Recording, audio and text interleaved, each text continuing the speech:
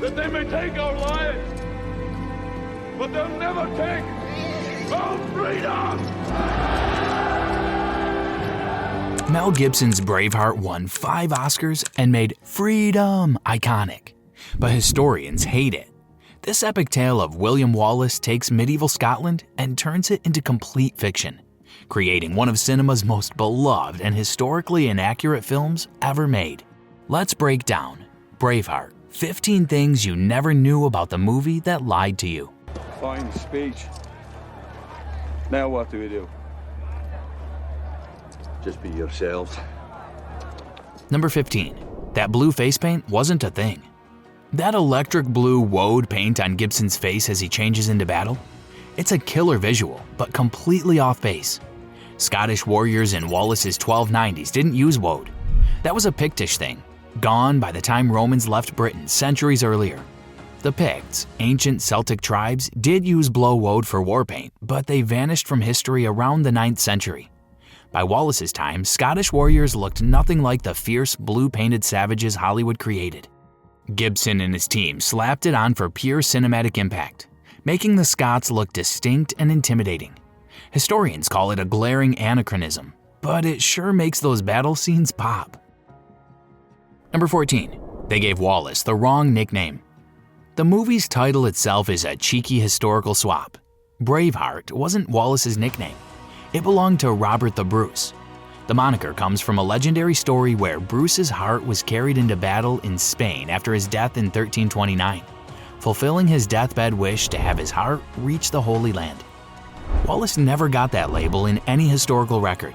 Screenwriter Randall Wallace, coincidentally sharing the surname, leaned heavily on a poetic 15th century epic by Blind Harry, which played loose with facts for maximum drama.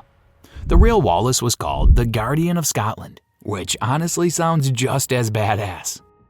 If you're loving these historical bombshells, smash that like button and hit subscribe. We're just getting started with Hollywood's biggest lies. Number 13. Those kilts? Not yet invented. Those swirling tartan kilts the Scottish rebels sport while charging the English? Total Hollywood fantasy. In Wallace's 1290s era, Scots wore simple tunics, trousers, and line, or linen shorts, often dyed with saffron for a yellowish color. The iconic kilt didn't appear until the late 16th century, over 300 years after Wallace's death.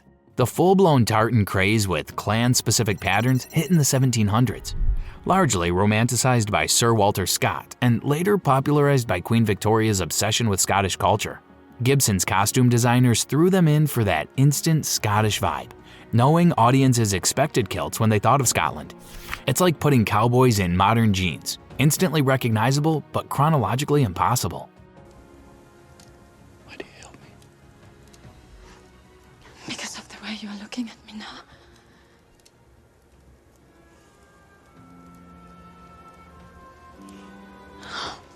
Number 12. Wallace and Isabella's romance?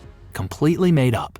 That steamy affair between Wallace and Princess Isabella of France? Pure fiction. Isabella was between 3 and 9 years old during Wallace's campaigns, living safely in France with her father, King Philip IV. She didn't marry England's Edward II until 1308, 3 years after Wallace's execution, and historical records show no evidence they ever met. The filmmakers invented this romance to add emotional stakes and political intrigue. In reality, Isabella became known as the She-Wolf of France for later overthrowing her husband Edward II, but that happened decades after Wallace's story ended. Hollywood needed a love interest, so they aged up a child and created a relationship from thin air. Number 11. The timeline is all over the place.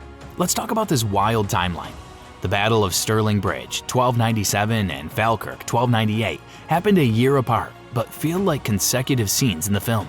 Edward I's death in 1307 gets moved up to coincide dramatically with Wallace's 1305 execution. Robert the Bruce's actual 8-year guerrilla campaign gets compressed into what feels like months, fast-forwarding to his victory at Bannockburn in 1314. The film rearranges and condenses events to maintain narrative momentum, creating a tighter story that leaves historians reaching for their calendars. It's effective storytelling, but terrible history. Number 10. The missing Stirling Bridge. The Battle of Stirling Bridge without the bridge? That's like filming Jaws without the shark. The 1297 battle's entire strategy revolved around that narrow wooden bridge over the River Forth.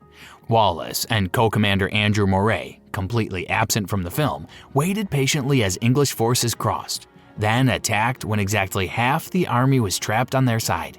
This brilliant tactical move turned a disadvantaged Scottish force into victors. Gibson admitted removing the bridge because filming a massive battle sequence on such a confined structure felt too limiting cinematically. He wanted sweeping epic chaos and got it, but historians point out that without the bridge, Wallace's victory makes no tactical sense whatsoever. Number 9. Wallace wasn't just a farmer. Gibson's Wallace emerges as a humble dirt farmer with calloused hands and a pure heart. The ultimate underdog hero. Reality was more complex. Historical evidence suggests Wallace came from minor nobility, likely the younger son of a landowning knight family in Renfrewshire. He was educated, could read Latin, and understood legal and political matters. This wasn't some highland peasant grabbing a pitchfork. This was a trained warrior from the gentry class who understood how medieval warfare and politics worked. The simple farmer narrative makes him more relatable to modern audiences, but erases the class privileges and formal education that actually enabled his leadership. It's the difference between a self-taught rebel and a military professional. Number 8. Robert the Bruce didn't betray Wallace like that. That heart-wrenching scene where Robert the Bruce sells out Wallace at Falkirk hits like a gut punch, but it's historically questionable. Bruce wasn't even at the 1298 Battle of Falkirk, fighting for the English, and he definitely didn't personally betray Wallace in some dramatic face-to-face moment. The real relationship was more complicated. Wallace actually supported Bruce's claim to the Scottish throne, and while Bruce did switch sides politically several times early in his career, he never directly betrayed Wallace. The film creates this treachery to heighten Wallace's isolation and make Bruce's later redemption more dramatically satisfying. It works as cinema, but mangles the historical relationship between Scotland's two greatest heroes. The prisoner wishes to say a word.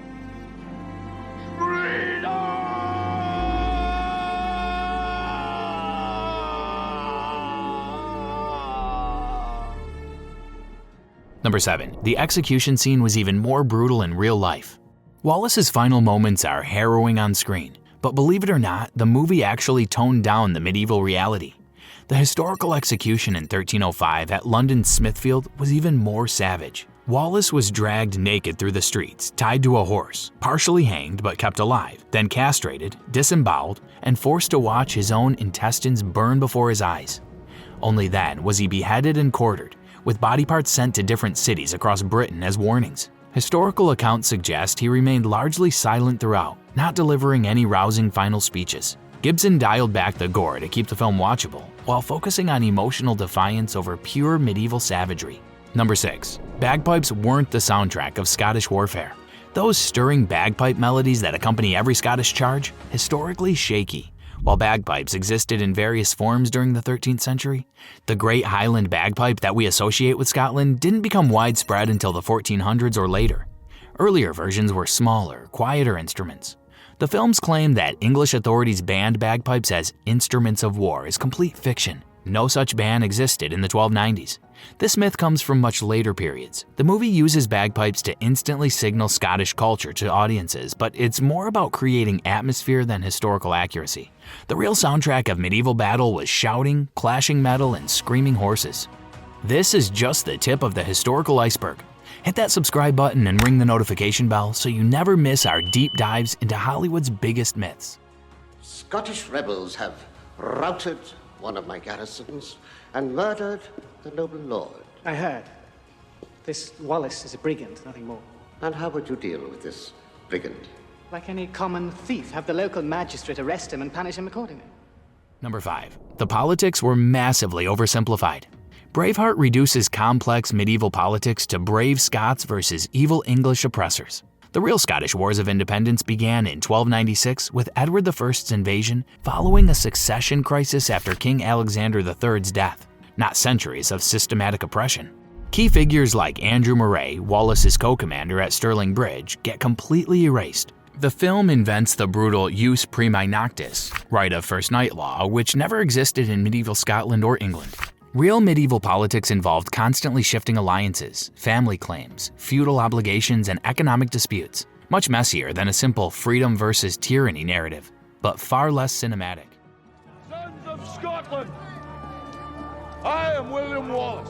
William Wallace is 7 feet tall. Yes, I've heard. Number 4. Wallace was probably a literal giant. Mel Gibson, standing 5 feet 10 inches, captures Wallace's fierce spirit but not his intimidating physical presence. According to Blind Harry's 15th century epic poem, Wallace stood 7 feet tall. Even more conservative historical accounts describe him as 6 foot 5 inches to 6 foot 7 inches, which was absolutely massive for an era when the average man stood just 5 feet 7 inches. He would have towered over opponents like a medieval basketball player, adding genuine physical intimidation to his tactical skill. Gibson cast himself for star power and directorial control, ignoring this striking physical characteristic. Imagine the psychological impact Wallace would have had simply by walking into a room. His height alone would have marked him as extraordinary in medieval Scotland. Number 3. The costumes are a centuries-spanning mess. Beyond the infamous kilts, Braveheart's costumes blend multiple eras into historical chaos. English soldiers wear matching tabards like a modern sports team, but real 13th century armies wore whatever armor they could afford or acquire. Knights bore personalized heraldry for identification and ransom purposes, not uniform designs. Scottish warriors mix ancient Pictish war paint with two-handed claymore swords that weren't invented until centuries later. The typical medieval Scottish weapon was a one-handed sword with a shield. Even the clan-specific tartan patterns shown in the film didn't develop until much later. Gibson's costume designers prioritized visual impact over chronological accuracy, creating a greatest hits of Scottish imagery that spans roughly 1,500 years of different periods. Perhaps the time has come to reinstitute an old custom. Grant them prima nocte, first night. When any common girl inhabiting their lands is married, our nobles shall have sexual rights to her on the night of her wedding. Number 2. The English became cartoon villains. King Edward I, Longshanks, appeared as pure evil, throwing his son's lover from a window, cackling at Scottish suffering, and inventing cruel laws.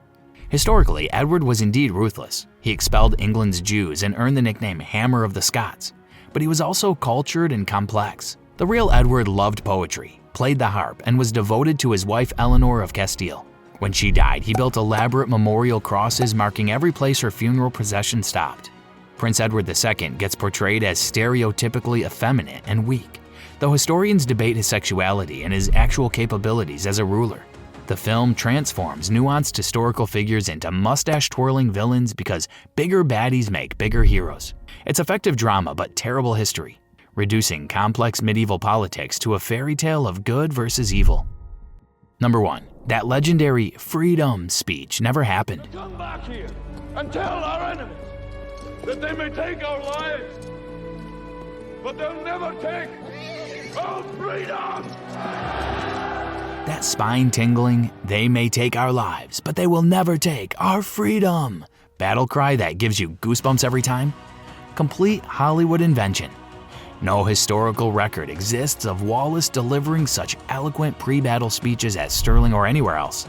This stirring moment comes purely from screenwriter Randall Wallace's imagination, designed to give audiences that emotional climax every great war film needs. The real Wallace was a practical military commander whose pep talks were likely brief tactical instructions, not philosophical manifestos about liberty and freedom. But Gibson's passionate delivery made these fictional words legendary, spawning countless memes, parodies, and genuine inspiration. Why invent it? Because that emotional crescendo transforms a medieval battle into a universal anthem about human dignity. Historically false? Absolutely. Cinematically unforgettable? Without question. Braveheart might butcher history, but it remains a masterpiece of emotional storytelling. The sweeping cinematography, thunderous score, and Gibson's raw commitment capture something true about the human spirit's desire for freedom, even when the historical facts get trampled in the charge. Which of these historical lies shocked you the most? Drop your thoughts in the comments below. Smash that like button if you learned something new, and subscribe for more deep dives into Hollywood's biggest myths and legends.